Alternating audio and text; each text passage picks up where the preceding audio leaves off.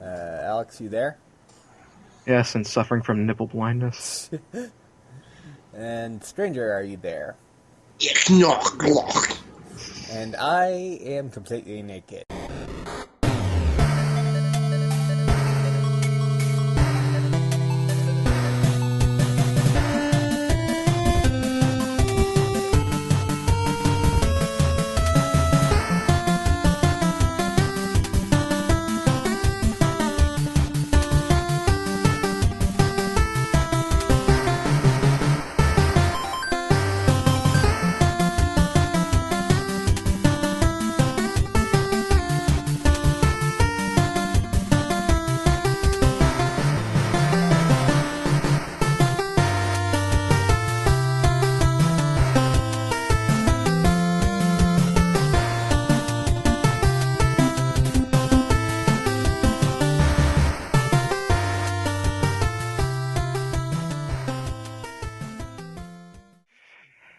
And we are back with the anime and simulcast discussion podcast, Divergence Cast, from our, month-long, 2-month-long, 3-month-long, 5-month-long hiatus or whatever we were on. And this week we shall be giving you our first impressions of the new anime season, which we are on summer season now? Mm-hmm.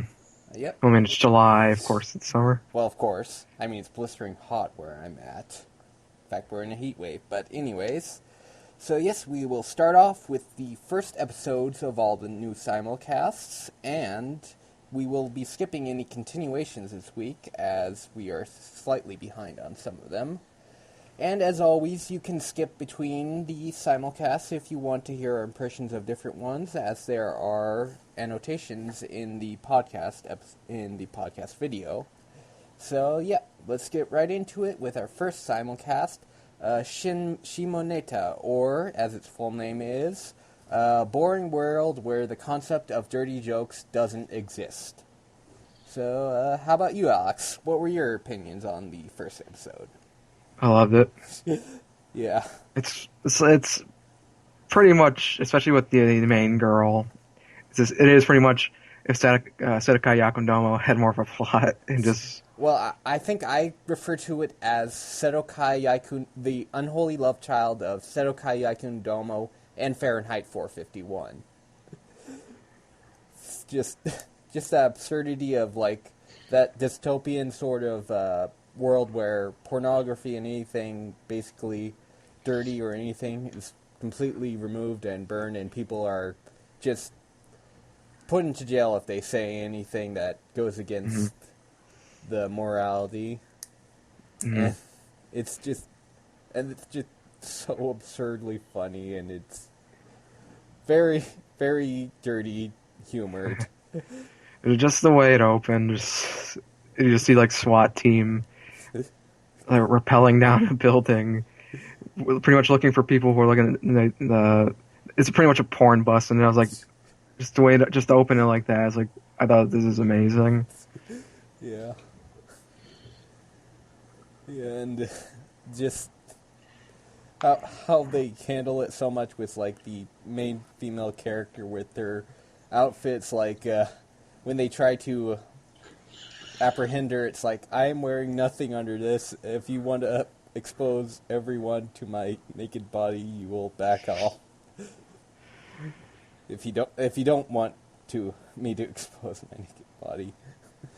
And just how absurd she is with how many dirty jokes she tries to... How many innuendos and stuff she tries to put off when she can't. Did you really just say innuendos? Innuendos. It's pretty much a joke she would make. You really went there. This entire podcast is an innuendo. Yeah, pretty much. He's also doing the jerk-off sign while doing it, so... Yes, I totally am. Well, I am now, okay.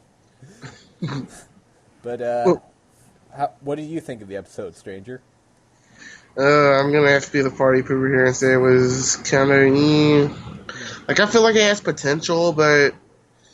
It's kind of like Sedokai Yaku and Domo, only it doesn't really have the wittiness of the jokes. Like, it was just like a lot more overt puns and stuff, and I didn't really find those that amusing. Yeah, I can see that. So, like, I do think it has potential, and I'm going to keep up with it for now, but the first episode didn't really impress me. Oh, but we gotta talk about that fly scene. I thought that her voicing everything was just hilarious. Just And then everyone just like it just pretty much uses like a dam breaking, or everyone pretty much getting dam horny at that breaking, moment. volcano. And they have absolutely no idea what's going on. It's like, I don't know what's going on, but why do my privates feel strange? Oh, God. I feel strange from watching flies do it as a chick narrates it erotically. And the entire room now has a fly fetish. It was like some Food Wars level erotic bullshit. That is probably my favorite movie. Yeah, actually, fun fact. Scene from Fun fact. the season so far. Fun fact. JC Staff is doing Food Wars, Shimoneta, and Prison School. Yeah. They're the kings of lewd now. It's like they took over the summer. They're like, it's pretty much the porns, like the lewd summer. Well, there was already the summer lewdness going in. Yeah. But, yeah. I just find it amazing. They have pretty much like all the shows, and I think it's just hilarious. Yeah. But yeah, anything else about? It's like either someone got horny with their selections, or they just know who they're aiming at anymore. Like, okay, we don't have anything better. Let's just do like lewd as fuck this summer. Yeah, and since it's JC Staff, it's either going to be lewd or cute or both. But yeah, anything else about Shimoneta? No, I got nothing. I think I'm good. All right, you guys can move on to Charlotte. Best show. Like I said, I think it had the best premiere, definitely, or one of the best premieres. Like I had going in heard sort of mixed reception towards it. And I remember JJ mentioning some of the stuff he had seen. Some of the sort people of like, I followed it really hated it, but like some of the stuff, and even like I remember seeing like remember seeing some reaction. And it's like, you know, it's okay, and it's like nothing special. And eventually, my brother also watched it, and he said that at first, at least in the first half, you know, the main character's an asshole. And that pretty much was the case, but like I sort of had low expectations going in, and even going into the summer, I was like, do I really want to watch this? Do I really want to buy in to the hype show of the summer like I did with Plastic Memories and watch, you know, that just disappointed me anyway. Oh, fuck that show. No. But yeah, you know, I just, again, watching it, the more and more I watch it, I was like, yeah, this is really different than the main character's an asshole, but was sort of part of the charm of the first episode. It was like, he obviously had to, you know, I'm theorizing whatever happened with his parents or his mom, like, leaving them is what caused him to stop giving a shit and become a like, complete asshole, but it was just sort of brilliant because it's, you know, different. You don't see, normally a lot of, like, you know, normally a lot of main characters in those kind of shows are like, you know, the kind of person who's like try to please everybody. And for him just to be an asshole, it's like, I'm going to take advantage of my powers. I'm going to, you know, cheat to get my way in. I thought it was a nice change of pace, or at least different at least. I swear the way he acts kind of reminds me of like freaking Kanye from Amagi. Like a kind of more douchey Kanye. Yeah, I can see that. Yeah, that was probably one of the points I've seen that a lot of people either really liked the show for that or really hated that show for that. And that's the thing. That's when I like actually watched it. I was like, you know, no wonder why some people don't like this show, because the main character was pretty much a jerk, or he is pretty much a jerk. It's, you know, obviously going to be a reason for that somewhere down the line. And I mean, it's really interesting to see because Key's never done a protagonist like this before. This is like outright just narcissistic asshole. He does seem like he's going to be a very interesting character, though, as it moves on. And I feel like like I just feel like the first episode did a very good job at establishing the characters, the story. And like it did, I think, a fantastic job setting up the premise.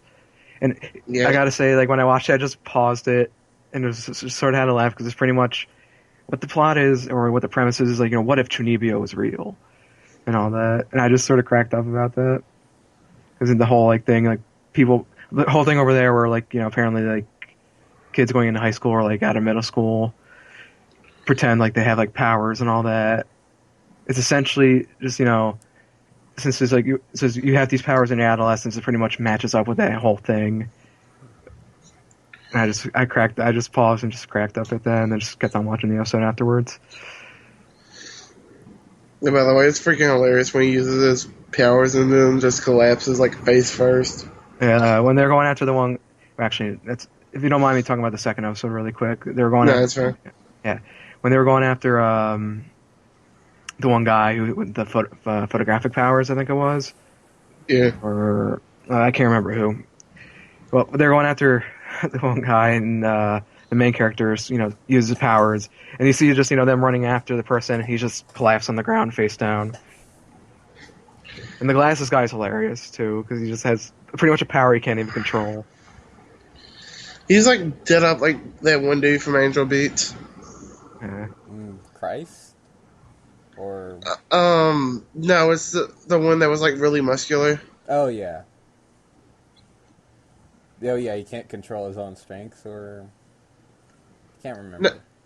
No, I'm like the one guy who was really muscular in Angel Beats. He always whipped off his shirt. That guy.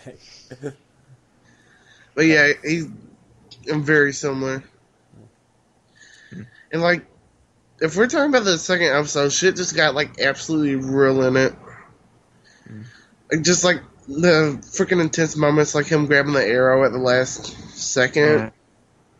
Plus her backstory. I mean, that is like classic key storytelling right there.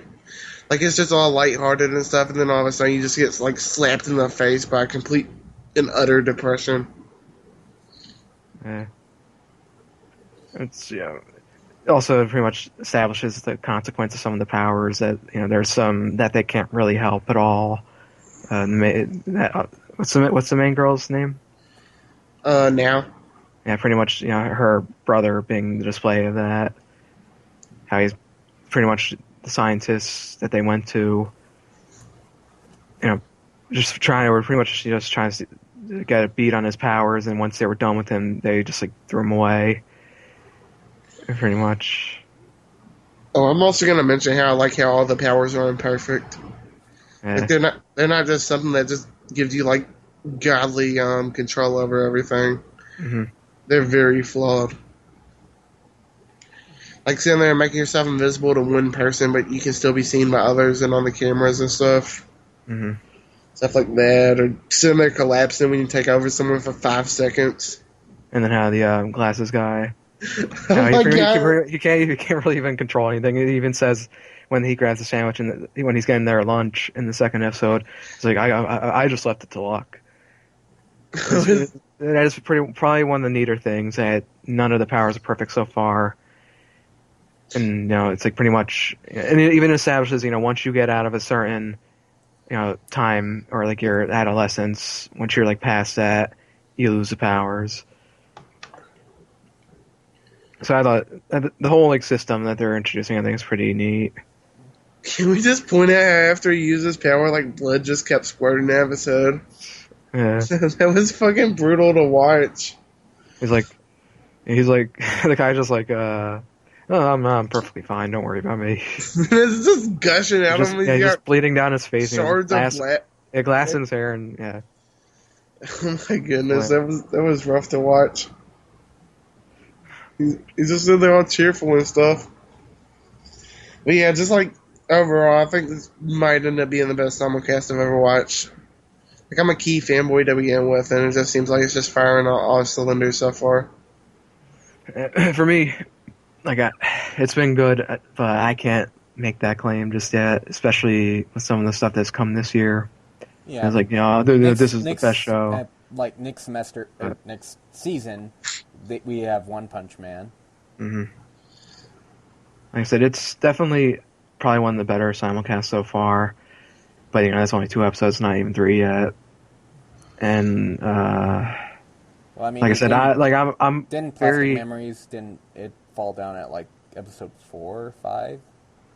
I saw some people, at least some of the people that we talked to, were saying it. Yeah. They thought it went off the rails like in episode 3. It took me till episode 6 to just stop watching it. Episode 5 infuriated me like you wouldn't believe.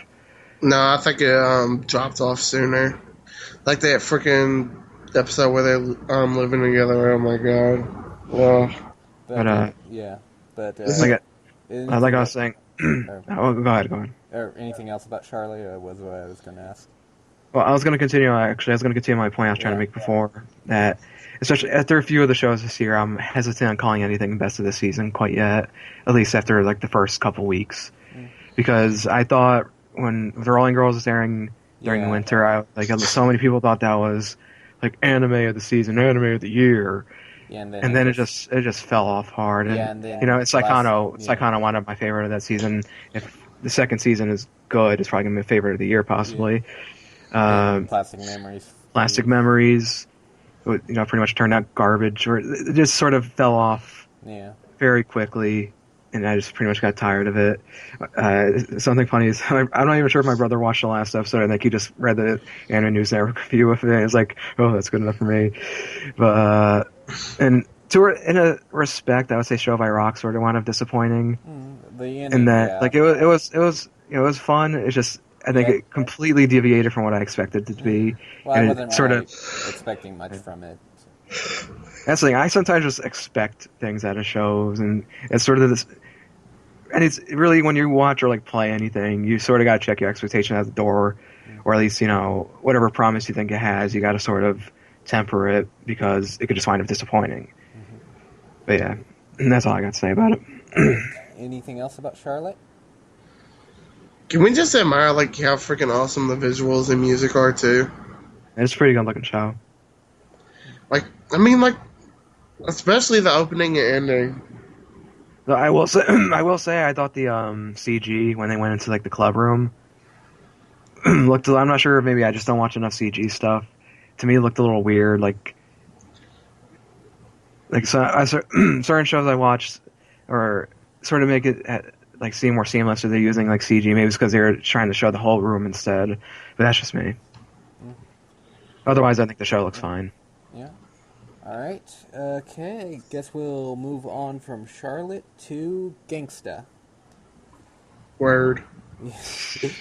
So, I mean, it was a bit of a slow burn for the first episode, for at least me, because I was basically comparing it to two other shows, Black Lagoon and Jormungand, which both sort of fall on the same sort of gritty action movie sort of stylization, but once they got into it, I actually got really invested into this series. Yeah, for the first little bit, it's just like, hey, look at us, we're really dark. Yeah. Hey, you want to see how dark we are? Because we're really dark. Yeah, even Black Lagoon, they were establishing the setting first, and Jormungand started off more lighthearted, so it felt like they were pushing it a lot into that sort of style, look at us, we're dark. You can see a guy fucking a hooker in an alley. Isn't this dark? Boy, we sure are dark. Gritty realism, guys. But then after that, like, I just quit expecting anything out of the story, and the style is just freaking awesome. That's basically what I would expect from this type of series.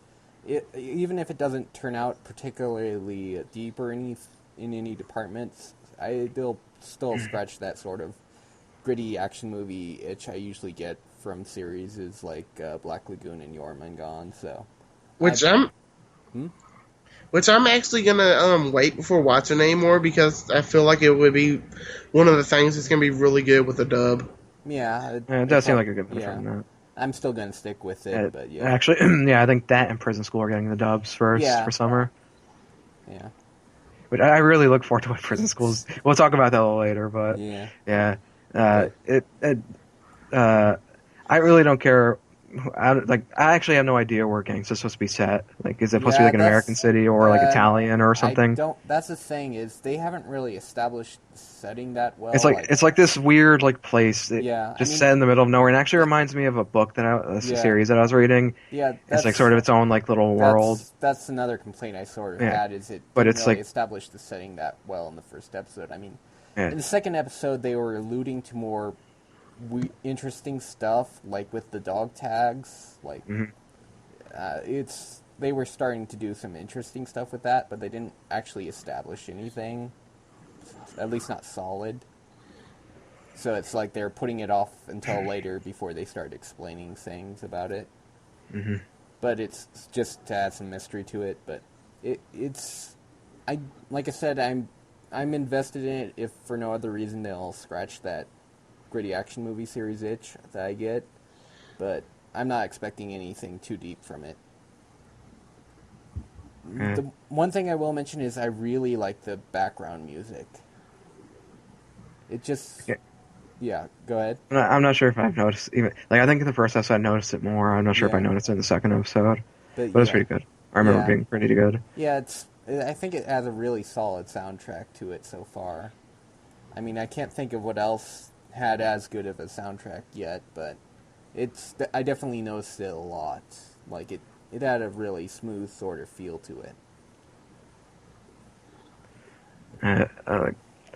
Like I said, I'm enjoying it so far, at least after the first two episodes. But like I said, my concern, like you guys mentioned, is about like style over substance. I might just this sort of the thing that sort of I might get tired of eventually. But then again, I watched Bakano, and that was very sort of style over substance. So who knows?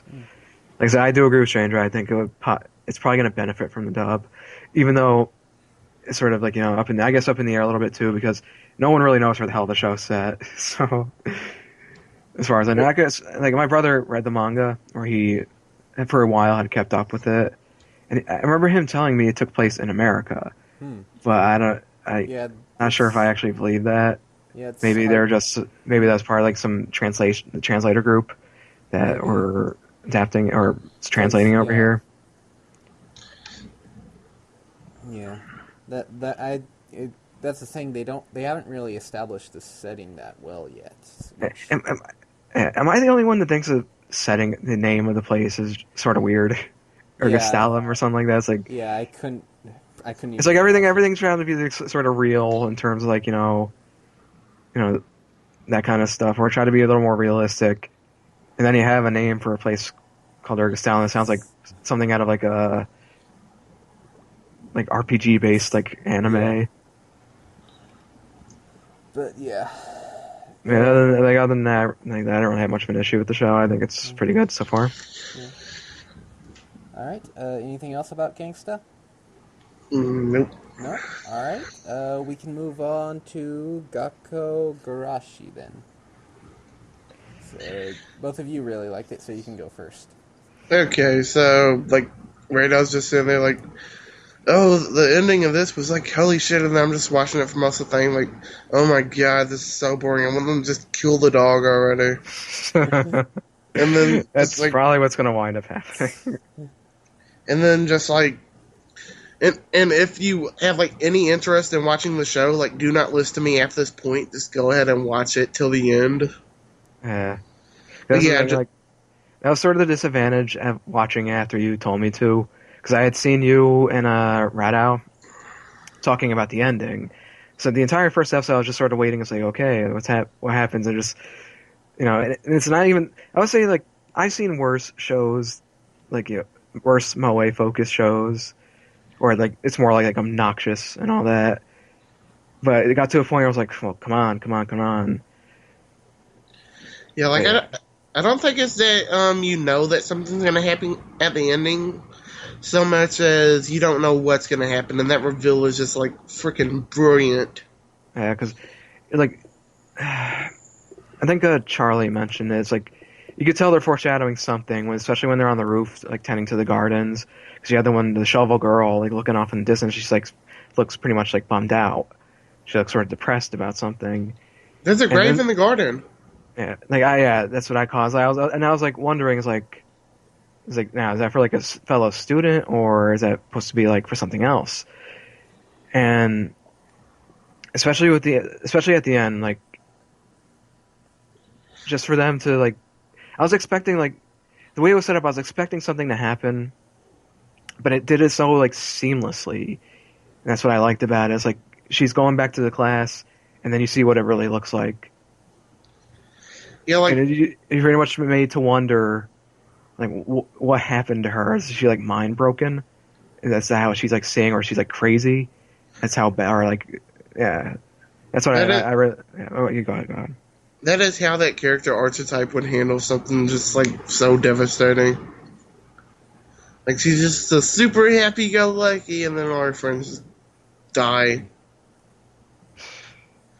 Like I think the whole thing is like I knew it was a zombie anime going in, and you expect something to happen. You don't expect something that already happened, and I think that's where that shock moment just gets so much of its power from. Because that's actually like just really interesting. It's like the zombies are already pretty much right outside the school. You have the like desks set up as like a barrier. It's like they're all this or everything in the episode that happens is pretty much going on in the midst of like the threat of zombies coming in, killing them. And just like And that's what makes even the I'm sorry for interrupting. I just trying to make that's fine. that's what makes especially the way that the show opens, because like don't they show her running to the school? Yeah.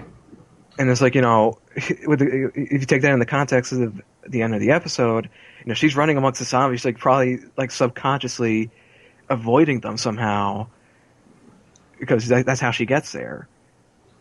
So it's like, it's one of the shows, like, the more you think about it, the more it's gonna be good. But there are, like I said, I'll say, there are like few issues I might have, but whatever you want to say about it, I'll just say it first. We'll discuss sort of the things we're concerned about after that. Yeah, like right now, just the main thing I'm worried about for the rest of the series is like I'm worried that they'll over rely on the moe. Like I want a good portion of them trying to deal with all the shit in the midst of like this born girl who's just completely lost grasp of reality. Mm-hmm. Like if they do over reliance on moe, it's gonna be pretty mediocre. But if they do it right, they could have something truly amazing on their hands. And just like I said, and I definitely agree with that. Like I think I might be able to sit through it longer than you, because sometimes it sort of seems like if something tests your patience for too long, you just sort of drop in. I don't blame you for that. It's just that like I said, it will. I just hope, like you said, I just hope they do make a focus. Like what I'm concerned about is like whole episodes of moe, and then like the next episode they cover something dark. I just sort of want like integration in each episode of like a serious, like you could do the like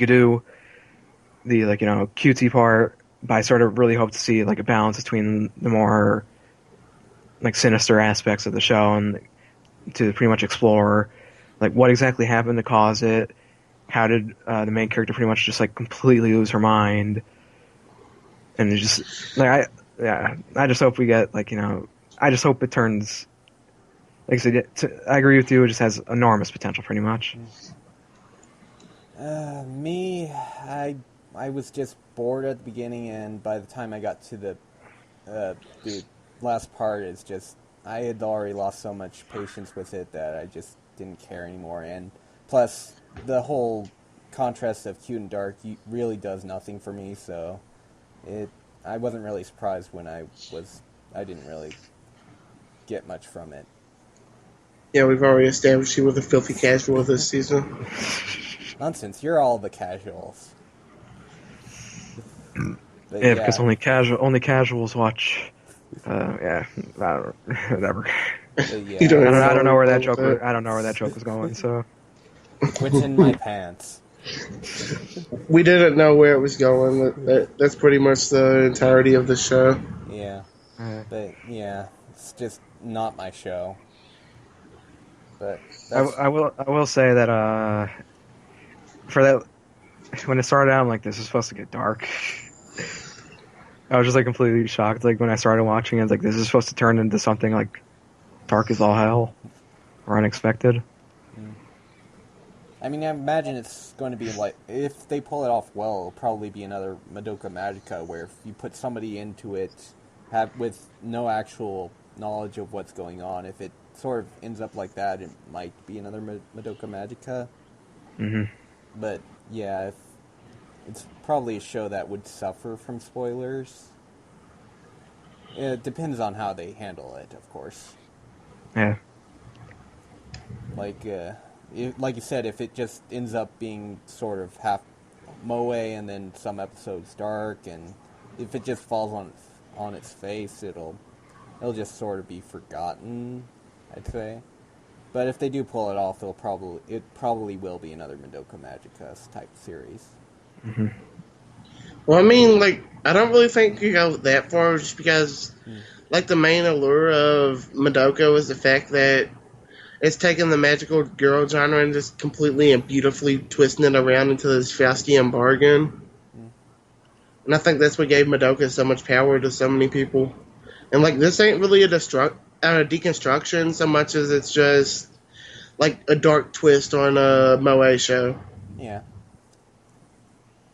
So I don't think it's going to go Madoka levels, but I do think it'll still be pretty damn good in its own right. I would say, if anything, I picture this show going sort of more of a Higurashi-esque route, or maybe there's something like everyone just goes crazy and eventually kills each other. But I mean, it does have Gurashi in the name. Oh, can we talk about, like, how horrible the English name is? School Live. Yeah. I sort of, for some reason, I just called it School Live instead.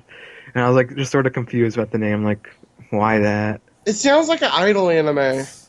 Yeah, I think, actually, that might have been the reason why I wasn't really aware of the show. I think I might have checked out, I think under the actual Japanese name, I might have checked out the premise, was like, that sounds interesting. And then I sort of forgot about it, and I think weeks later, I went back to Andy Chart, and I think I saw the English name, I'm like, okay, that looks like garbage. And I just sort of forgot about it until Stranger told everyone to watch it. Yeah, like, I mentioned it to Colin after Radar watched it, and then Colin was like, drop everything you're doing, watch this right now. I'm just like, okay. Yeah. I didn't have quite that reaction, but I was like, ooh, voice crack. I was like, yeah, this is a pretty interesting show. Like I said, that has enormous potential, mind you, but yeah. Right. Okay, anything else about Gakkou Gurashi or School Live? That dog's probably going to die at some point. Every dog dies, unless it's the only one that survives. The dog's already dead. Well, they were chasing after it, so I assumed the dog was alive. But yeah, see? The dog is actually in the grave. The girl's in the grave. But anyways, moving on. Teekyu Season 5. And I know we said we wouldn't be covering crossovers, but hey, it's friggin' Teekyu, so why not? Okay, let's just mention, like, the most important part here.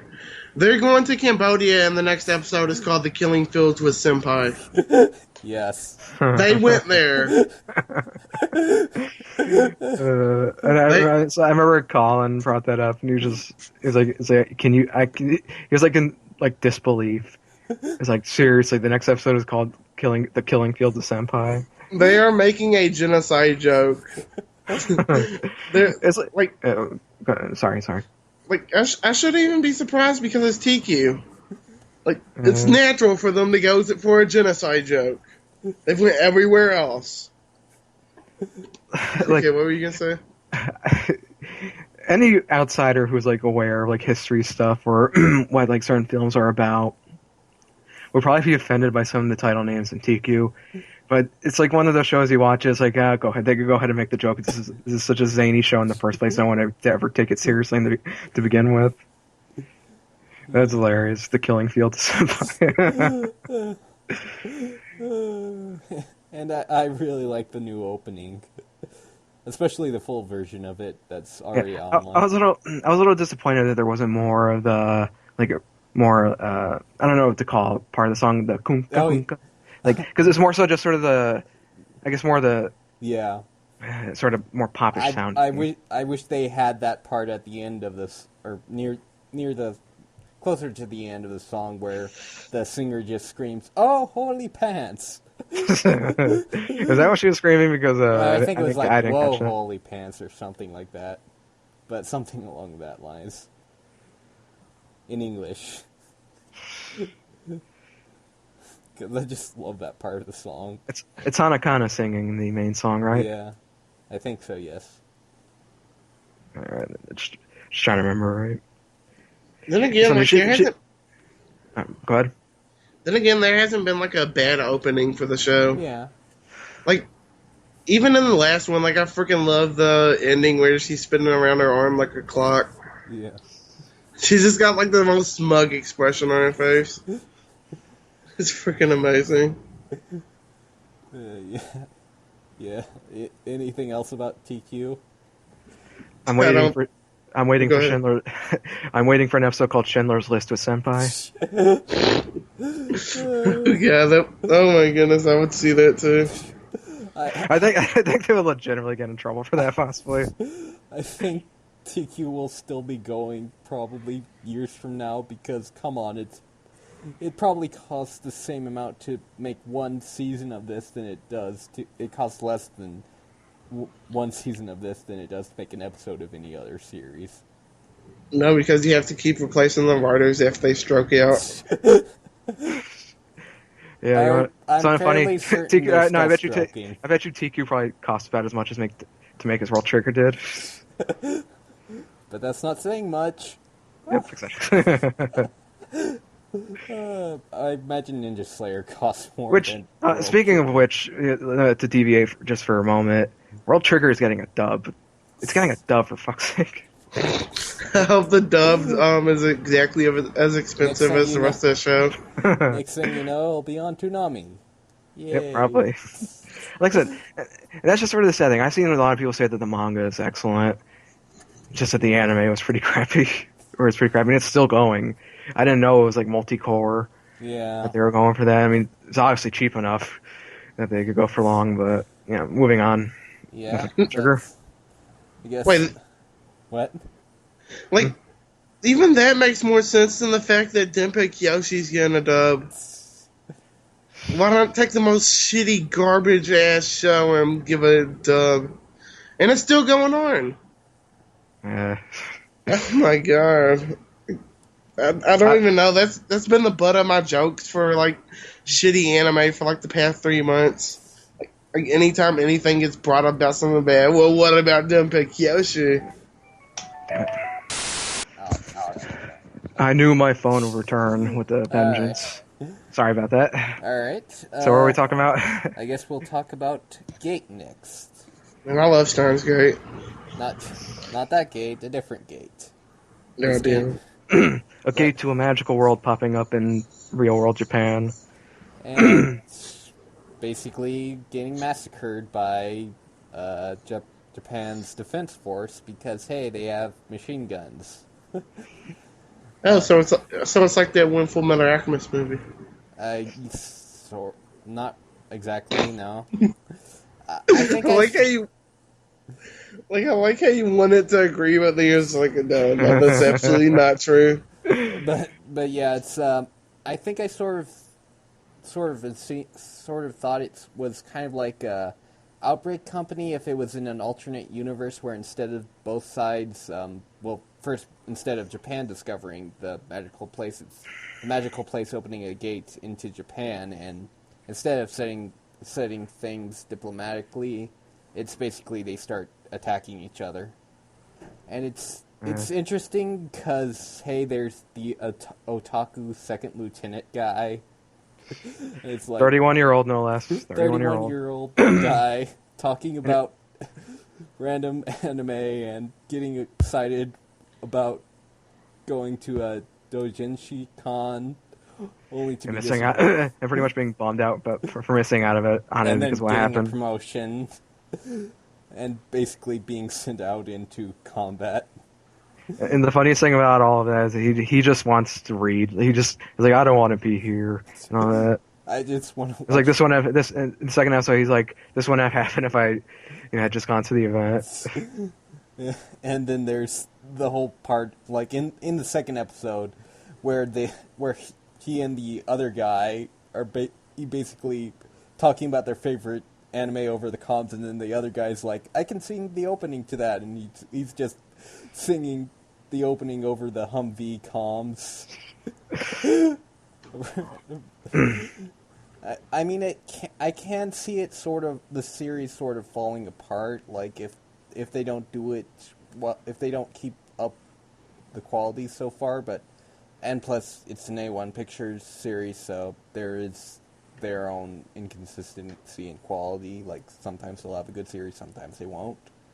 But so far, the first 2 episodes, I've really been enjoying the series. Like just the way they show like the sort of conflict between the fantasy series, like and the fantasy side and the military side, and how like the military side just vastly outpowers the fantasy side who've never seen machine guns or anything like that, and they only know their own sort of Roman sort of style tactics, so they don't realize that they're going to get mauled down by just machine gun fire and tank fire, and it's just the way they depict it, it's really interesting so far.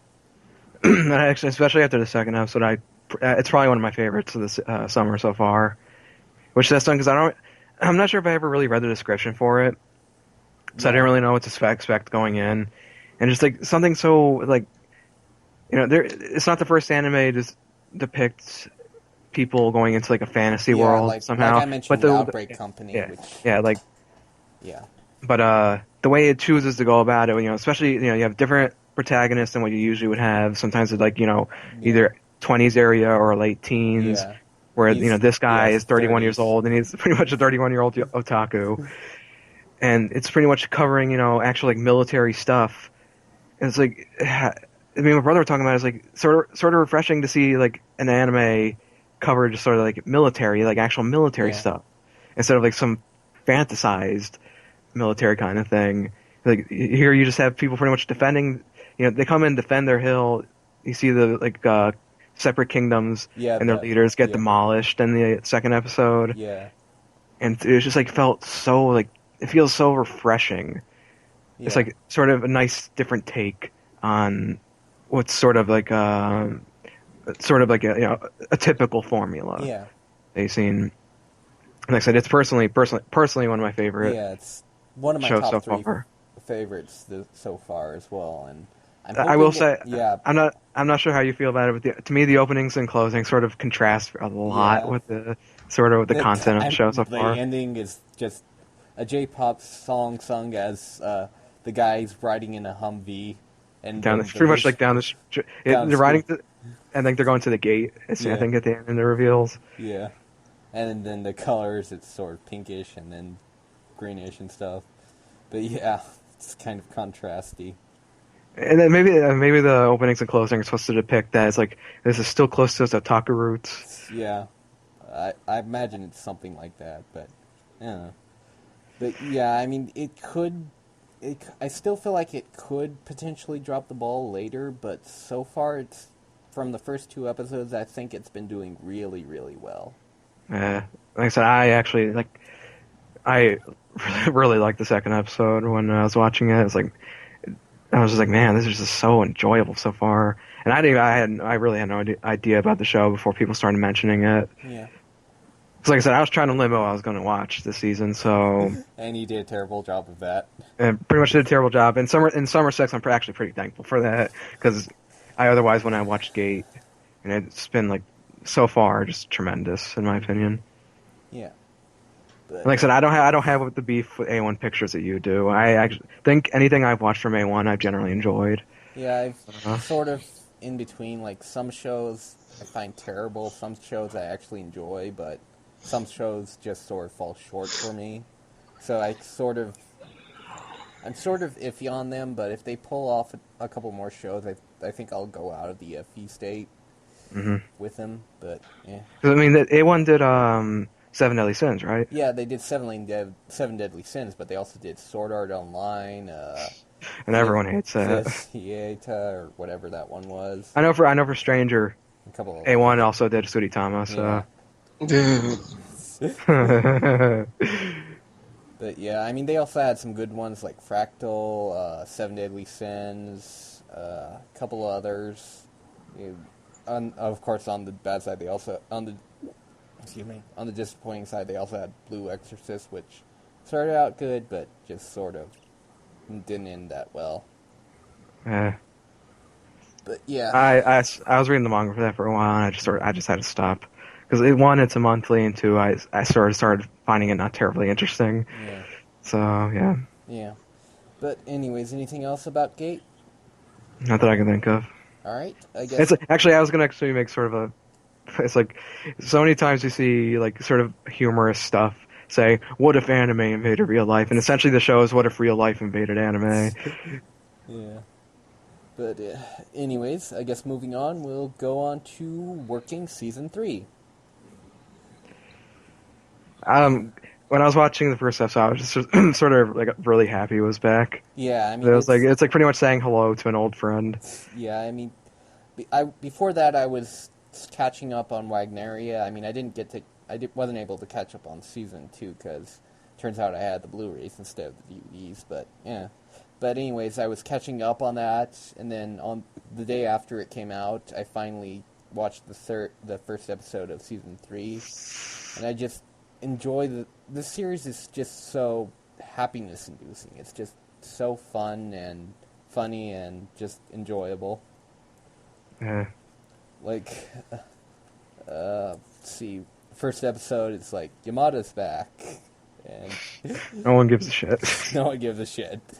No one gives a shit about Yamada except her brother, who doesn't really give a shit. He's more so just an idiot. Yes. It's pretty much just he's distracted like the smallest things, pretty much. He's pretty much male Yamada. Wait, isn't he also Yamada? And it's just sort of funny because it just sort of means that the people in the universe just have to be sort of kind of stupid. Well, yeah. Like how can you should be able to tell that they're, especially by the last names, like something isn't right here. Oh, and what's his name? Oto's wife. How she's basically just Houdini's out of that. I remember reading that part in the manga. It's like, how the hell did she even get out of there? Because they boarded up the place. Yeah, it's like, we finally found your wife. I should have expected this. It's not going to come out that easy. And then, and I loved in the second episode where it's what's one of his sister's ex-husbands, like, he's a masochist, and they don't want their 12-year-old sister to go meet him because he's a masochist who wants people to punch him. I forgot how hilarious this character is. 'Cause not all the manga was translated based on, at least from what I read, but like the one chat, that's pretty much, I think, like one of the only things he's been. Like, there could be more, depending on what they adapt. But I remember thinking it was hilarious because he's just whatever negative thing is said about him. It's like you realize you're only making me feel like better by doing that. He's hilarious. He's a hilarious character. Yeah, and it's sad, but the biggest thing I'm most hoping for from another season of Wagnaria is there's going to be a new final episode with Maya in it. Like, I always like her because she's that character that you occasionally see in the background, but nobody mentions her whatsoever. Nobody comments on her. She's just a background character, and then when the final episode comes around, she gets her own episode, and she's like, I'm the most normal person in this insane restaurant, and she's just as weird as everyone else. And the whole weird thing. It's funny. Just the funny thing about her is like the weird thing is supposed to be that she always regards herself as normal, like hyper, like normal and all that. And she just freaks out whenever somebody tries to be weird. It's like, I'm normal. I'm not like you. Excuse me. But yeah, it's just I'm just really glad this series is finally back. Mm-hmm. Also, the closing. Oh my god, that was groovy. Yeah, the closing, and I also like the opening, but yeah. Yeah. Like the design, how they start out on the bridge, it's like, I think, saxophones. Yeah. Has like the support beams and all that. And then everyone's dancing and stuff, and And that's weird because the first two seasons I didn't really care for the closings. I like the closing from the first season. I don't remember how I cared for the second closing. Mm-hmm. But yeah, it's a really groovy closing. But anything else about working? Nah, I got nothing. All right. Okay. I guess moving on. Rokka no Yusha or Rokka, and I think it's the six Braves. I think Rokka and the Seven Braves. Yeah, something about a flower, but Rokka and the six Braves of the flower or something like that. But anyways, so general thoughts so far. Well, first off, I really, really, really like that Mayan fantasy vibe they're going, but so far, the actual action, it feels sort of standard-ish. Mm-hmm. Like, they haven't really done a lot to establish it outside of the first episode when the main character's fighting the two warriors, where he sort of has a more roguish style combat, like with all his, his sort of tactics, like doing the throw water at people and then his jaw flamethrower or whatever it was, and then his sword whose tipped sword, or his wooden sword or whatever it was, that sends out those spike things on the ground. Yeah, I liked that in the first episode, but didn't really see much of that in the second episode, personally. I haven't watched episode 2 yet. I meant to last night, but then I started getting tired. Out of the character, like, they introduced, like, 2 more characters, and I did like the gun chick, at least what I saw from her, but they haven't really established much about her or the other guy yet.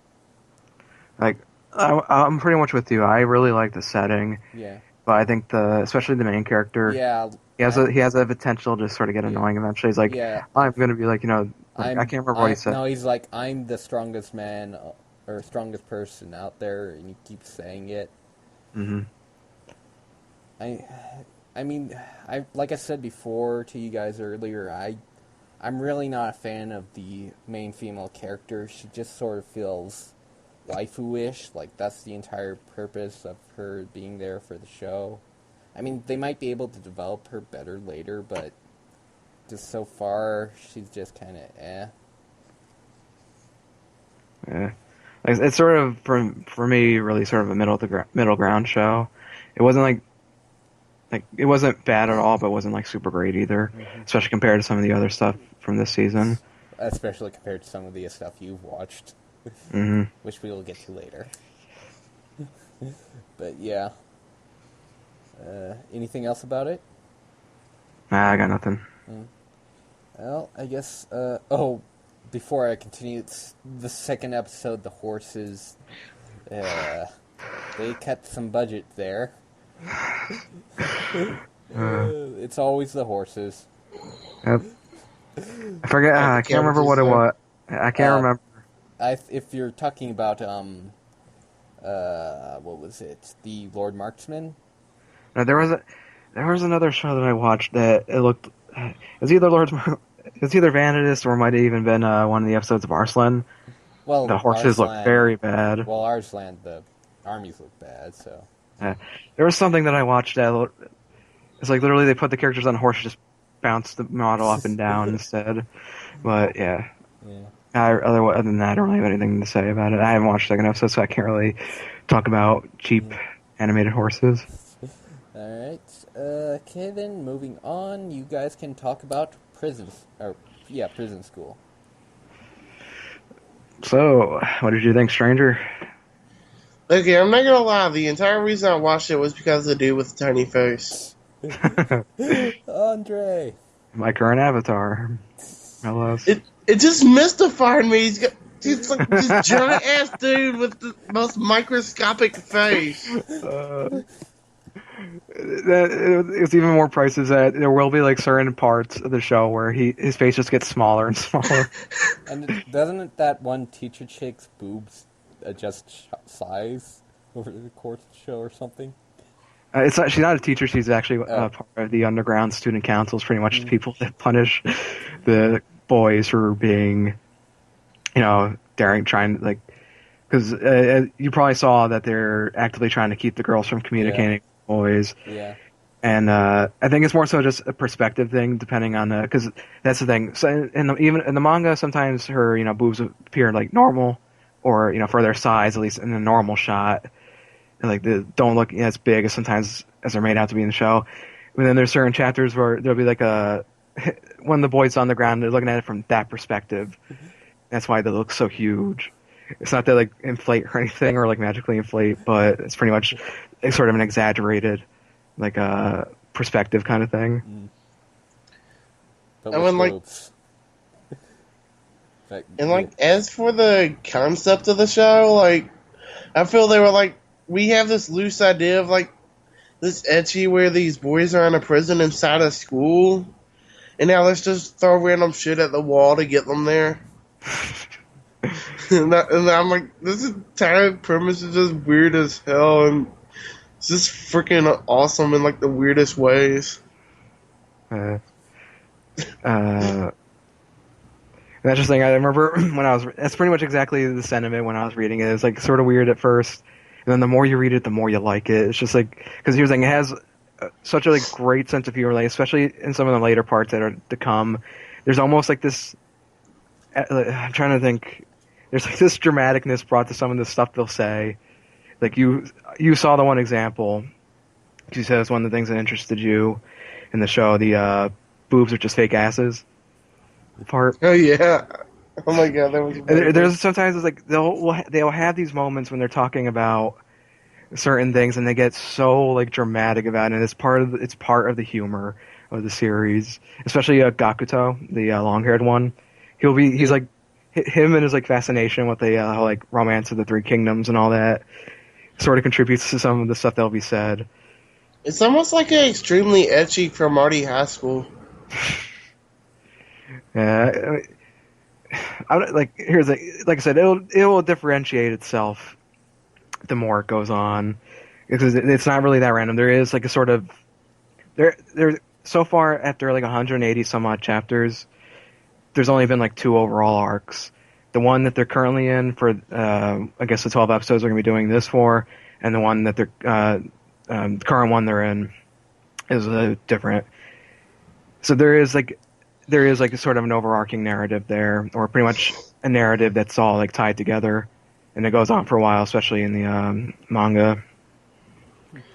But what do you think of some of the besides Andre? Because we already know how you're just like mystified by his physique.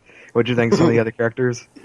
I like how everyone is just like the most disgusting, like shameless, masochistic perverts aside from Kyoushi. That's the thing. He is pretty much like, you could make an argument that all of them are like sort of the main guys, but he is sort of the person that the manga focuses on. So he is basically Araragi. yeah, I guess. Like what do you he's think? even Oh, go ahead. like he's even got the same voice. Like, didn't notice it? I'd actually like forgotten who that person. Here's the thing: I don't really follow Seiyu too closely, besides maybe like a couple of them, because ultimately it's like it's a different language, so why should I keep track of that? I just know he had been in a number of things I watched. So,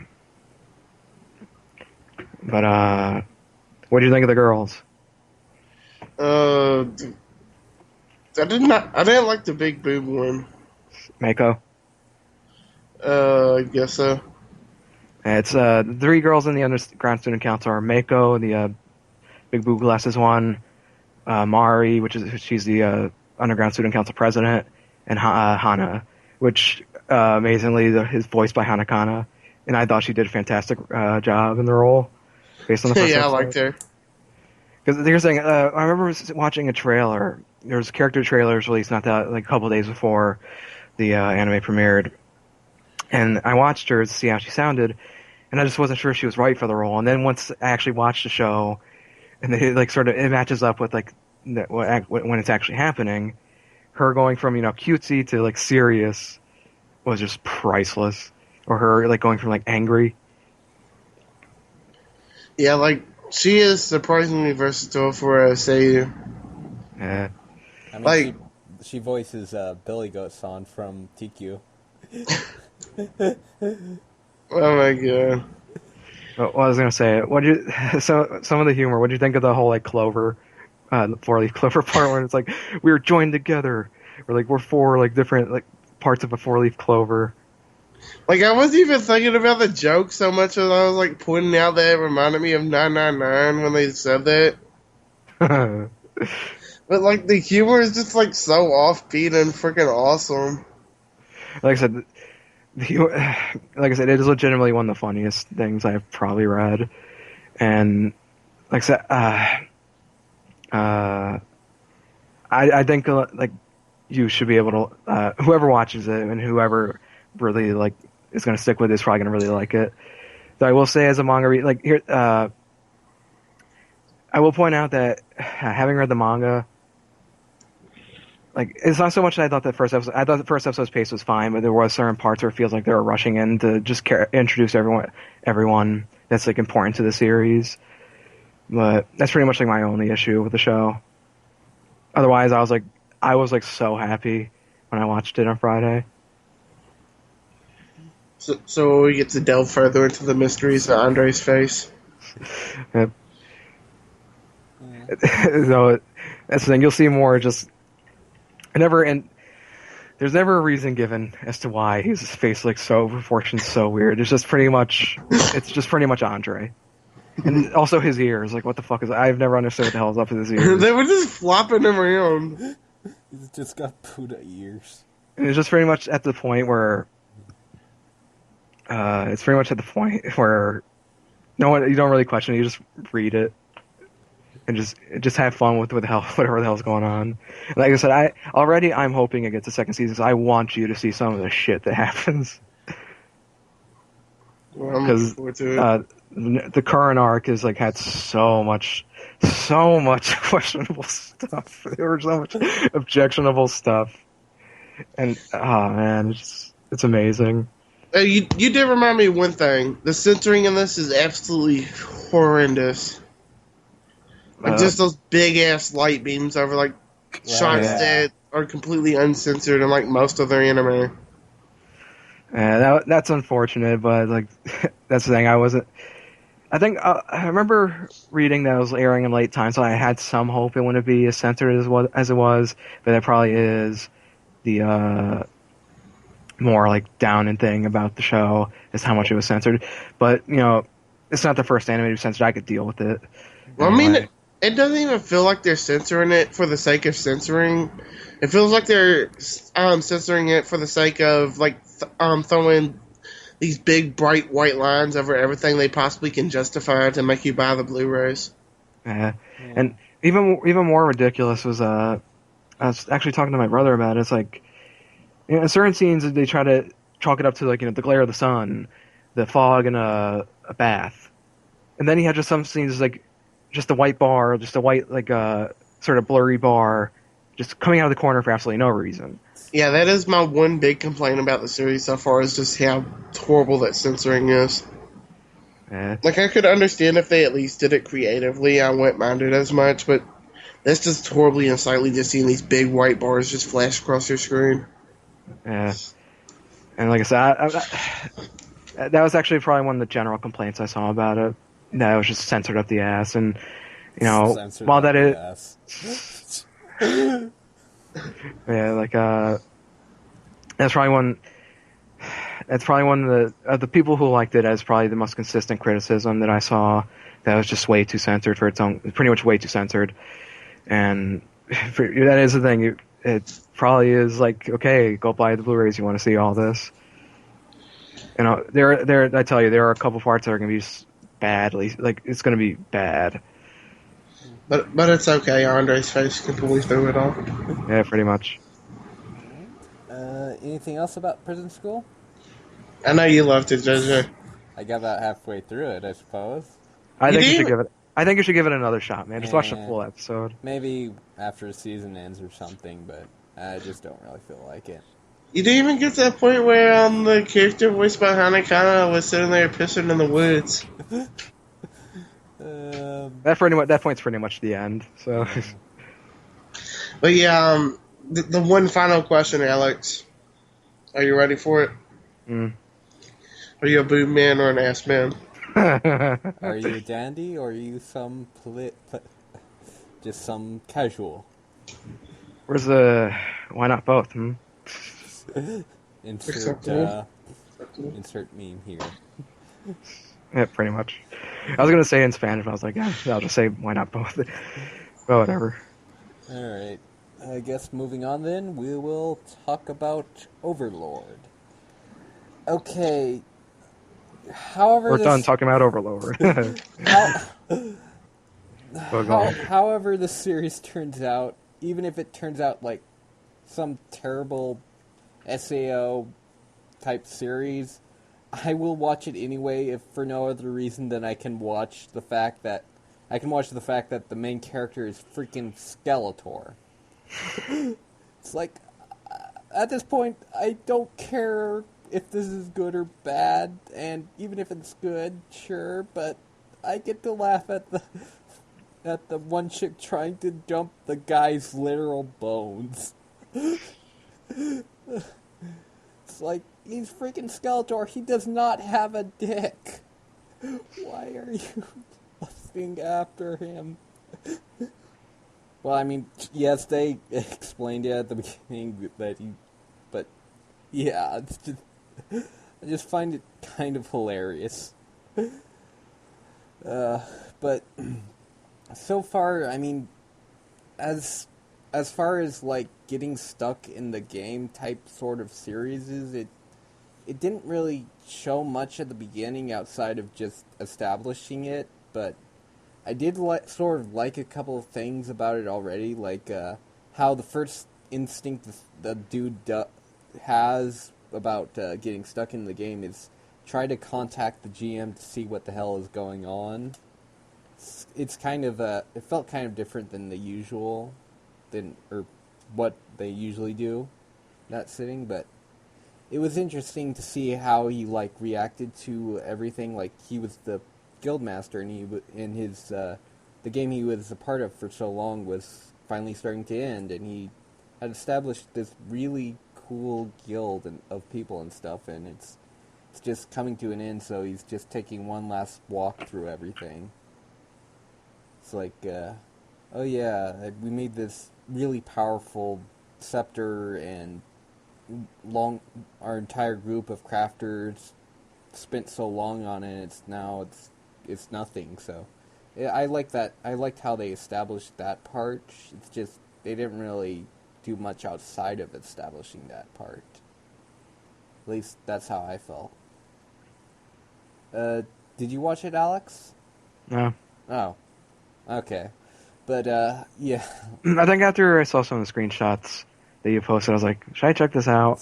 But I still haven't. Yeah, I'm ready. I have enough on my plate as it Yeah. is. I don't really want to Yeah. force more than I need Yeah. to. Like I said, even if it doesn't turn out well, I'll still stick with it if for no other reason than I can laugh at it, or laugh at the main characters, because, like I said, he's freaking Skeletor. He's a skeleton. He's the only MC that's a skeleton.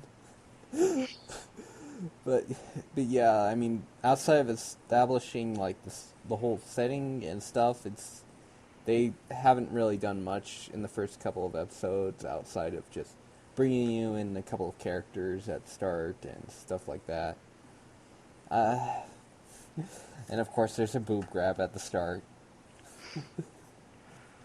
But yeah, a skeleton boob grab.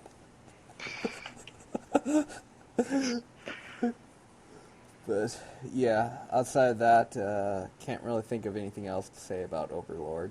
Well, I mean, the visuals, they were kind of like, I've seen worse, but the CGI wasn't great. But so we'll see how that pans out. but otherwise, the whole episode was enjoyable enough, though it could go either way. But I guess moving on, Alex can talk about Monster Musume, because we are now at the junk anime section of the show. It's a pretty funny show. Anybody who is aware of it probably already knows what it's about. It's pretty much a harem show with monster girls. And I thought it was pretty cute, pretty good first episode, because it has it pretty much focuses on a snake girl. And but honestly, like, the only thing I can really say is just watch it. Because, like I said, I didn't expect to enjoy it as much as I did. I know my brother read it, yeah, and he said he didn't think I would like it, but I actually thought the first episode was hilarious. Yeah, I read the first chapter way back when for some reason, and it's just like, nah, just dropped it. And now it's time for the junk anime. This anime is really good. You should watch it. Yeah, pretty much. What else was I supposed to cover? Let's see, Bikini Warriors, which is pretty much exact. I expected. I remember when I watched it. I think it was Thursday. I was trying to figure out, do I want to justify a half hour wasting time on this? And then it's like, much to my surprise, it was only 24 minutes. I'm like, oh no, never mind. I'll just watch this. I might keep up with it just because just to have that stupid show to watch. That's what I said about Himouto, though, Alex, so you might shoot yourself in the foot there. Yeah, I could finish it. Pretty much, it's exactly what it sounds like. It first starts out just showing the girls and everything, and all that, and then eventually they pretty much, first they're getting beat initially is like, this armor is impractical and everything, pretty much stating the obvious. And then they go to a store that sells the armor. All it is bikinis and all that. And the armor actually winds up better. And trust me, it's really stupid. I love how Colin describes it. It is literally just you literally just come there for the bikinis. Like, no one's expecting that to have a good story, and it delivers exactly what it promises. Like, I went into it expecting something like Momo-kun Sword. That's what I was expecting. I was expecting to sit through, feel like I had just wasted a half hour watching something. It's pretty much just a fan service, nothing but fan service. But I got, instead of, thankfully, 4 minutes. And it's pretty much exactly what it says. Bikini Warriors, it's just women in bikinis fighting things. Okay, let's see, what else? Classroom Crisis. Like, only reason why I checked it out is I found out that it's from I think it's from the writer of Saikano. And the first episode, had interesting parts, but it started out really boring. And it's pretty much, humanity has, evolved past, has gone past Earth. There's, a colony on, every planet, on various parts or, moons or, planets. And the one that the focus is on in the show is a colony on Mars. And it's pretty much like a school. It's at, a tech school. And they're doing, space aeronautics and all that. And the first episode started out boring. It sort of got boring it sort of got better. My bad. It got better as it went along. And sort of seemed promising in the end. Then the second episode, it was good. It was better than the first. But I nodded off during it. And it sort of has me thinking I'm probably not going to go beyond the third episode. And though, for all I know, it could be a good third episode and I might stick with it a little longer. But, like I said, I think to some people they like it more than I do, especially because there's sort of a focus on economy and all that, and just sort of building the world. Yeah, but some people... the thing I had the problem with is it just threw so much at you at once, and it's just yeah. I know Adam seems a little higher on it than I am. And I know my brother watched it, because he mentioned it to me, the day after it came out, or maybe it was a couple of days ago, actually, but... Either way, I suppose I have heard a number of people mention it, but it's just, I got a couple minutes in, and they were already throwing so much at me at once, and it's they haven't really spaced out enough in the deliverance of their information. So I just dropped it. Yeah, and like I said, like it, I imagine some people will like it more than others, and then others like me will kind of find it just a tad too boring. Because that is sort of the thing, especially with the second episode. Is what it was is that they were doing like a video of the place of the company that it's focused on, and while the sort of informative, sort of added to like the I guess like the characters and all that, it also was sort of boring because it took up a good significant chunk of the episode when it came up, and that's I think primarily what put me to sleep towards the end. Like I said, there's interesting stuff there. It's just I don't know. I'm just not sure if I have the patience to stick with it. Yeah. All right. Let's see. Next, Stranger can talk about God Eater if he wants to. And that's all he has to say. And that's my review on God Eater. But yeah, like the entire thing is just like a very mediocre like action setup. It's like, oh, there's these monsters attacking this post-apocalyptic city where we're all trapped, and the dude is some sort of prodigy who can control weapons better than anyone else, and whoop-de-woo, and that's all I have to say. Thrilling review. Woo and woo. Yeah, that is literally it. It's just mediocre as fuck. All right. I guess Alex can talk about Jitsu wa Watashi wa whatever it was. Seiyu, was it the Seiyu? No, that was... I'll be talking about both anyway, so... I thought we crossed out Seiyu. Oh, yeah. Okay, then. Yeah. Jitsu wa mention Watashi it. wa... Yeah, you can. I think I'll briefly mention it, but... I am a vamp. It's pretty much... Actually, I am. That's what the name translates to. It's pretty much about this one guy who finds out that this main character can't really hold secrets. That's his gag. And he finds out that the one girl he likes is actually a vampire. And first episode's pretty cute. It actually has a good sense of humor. But it does sort of seem like something I could probably get annoyed with. Because pretty much, I think it does wind up sort of like harem kind of stuff. There's also, I also get a bit annoyed with romantic comedies eventually as well. But, like, first episode is, I think, when it was setting things up is when I was a little bored with it. But when it actually has, like, pretty much the character interaction between the main character and his friends, it's pretty funny. And then some of the reactions of the main girl is pretty funny, too. But, yeah, I can understand if, like, if you two are avoiding that, I can understand why, because it seems like it could get boring eventually. All right. It has a good, to me, like I said, I thought it got funny enough where I'll probably be sticking with it. But it does seem like something I could get. It's like, it's like, okay, this is sort of okay at best. And that's it. That's it? Uh-huh. Alright. Let's see. I guess that's the end of our trash shows, but we did kind of miss a couple of shows. So, first up, Himouto Umaru-chan. Himouto Umaru-chan. Yeah. Sounds like Himegato. No, but honestly, this is probably one of the cutest shows I've seen this season, from the season.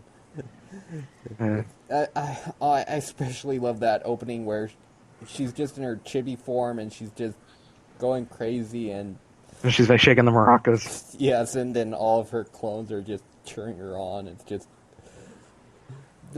just really cute and funny of a series. Like the entire first episode, it's like, oh yeah, my little sister she goes to class and she's like so skilled and so beautiful and stuff, and then when she gets home, she turns into a chibi character and she's like just none of that. And I remember the trailers for that show. I knew it was going to pretty much be the cute show of the season. Yeah. But I will say, having read that, like, I'm speaking as someone who reads the manga, I actually think 24 minutes for the show is a little too long. Because it does seem sort of like that. It's like there around, like, I would say like 15 minutes. There was sort of a downtime in the episode for me. It was sort of like waiting for it to end. If it was a length of if it was a 7 or even a 2. I think if it was the length of Comic Artist and its assistants, like 12 minutes, I think that would be ideal for the show. Here's the thing, there were like especially in the first half there was funny enough stuff. Yeah, but in the middle they sort of like it felt more on the just hey look at this cute stuff, and then yeah. It's pretty much going to be the gag comedy slice of life kind of thing of the season. And I'm not sure if you're aware, Dogo Kobo is the people who are the studio behind it. They also made Nozuki. Yeah. So there might even be some staff that was on Nozuki doing the show as well, but I can't remember. Yeah, it's like as far as like manga adaptations go, I was more pleased with how Prison School turned out. But this is probably going to be fun to watch regardless. Yeah. Like I said, just I have an issue with the length. Is that it's not every episode is going to have. There might be a few episodes that are completely forgettable, but I do think there will be a couple of them that are going to be like the first episode where it has downtime, but it's overall funny. Yeah, that seems likely. But it's just a really really cute show. It's the really cute show this season, and it's. I know you liked in the opening how it went from Pokemon to Mario Kart to Monster Hunter. Yep. just that transition. I also thought it was hilarious, and it's also in the manga, or of course the manga is an adaptation.